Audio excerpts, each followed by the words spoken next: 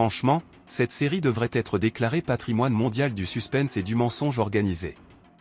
Parce que là, entre les révélations, les faux témoignages, les coups montés et les crises de nerfs, on ne sait même plus qui est sincère, qui joue la comédie et qui prépare le prochain coup tordu.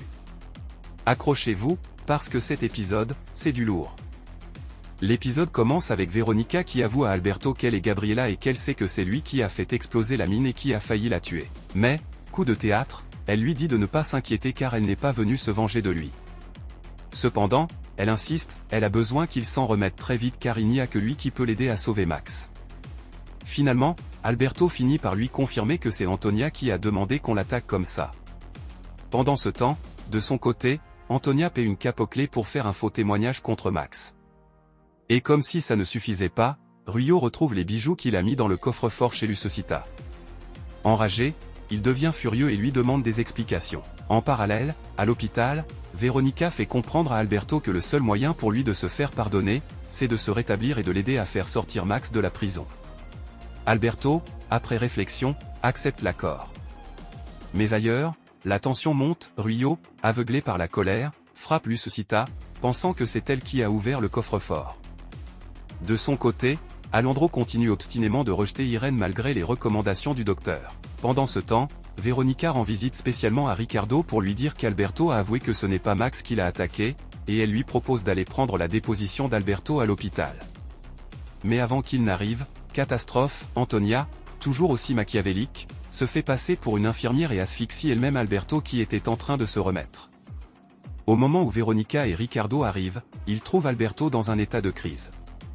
On essaie de le réanimer, mais c'est impossible, il est mort. Et comme une ombre, Antonia s'enfuit discrètement après son crime. En même temps, Aguirre est au bord de la crise de nerfs.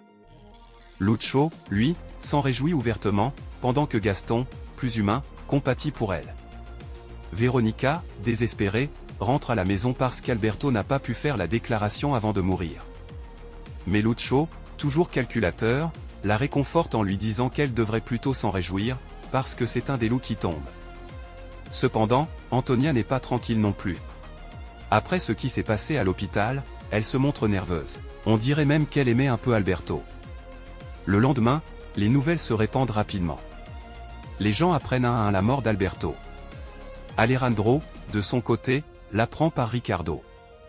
Et alors qu'ils discutent, Ricardo reçoit un appel de Chacon l'informant qu'il y a un témoin contre Maximiliano. Dans le même temps, David est invité à déjeuner avec Veronica et Cecilia. Mais il est très énervé par la façon dont elles parlent toutes de sa grand-mère, comme si elle était mauvaise. Pendant ce temps, Chacon présente la témoin à Ricardo. Cependant, Ricardo ne la croit pas et ne prend pas en compte son témoignage. Peu après, Veronica invite Valentina chez elle et lui demande de lui raconter tout ce qui s'est passé le soir où Alberto a été attaqué, tout ce qui peut prouver qu'ils étaient ensemble. Mais alors que la vérité commence à se reconstruire, la police, de son côté, fouille la maison des Suarez et trouve des preuves dans la poubelle.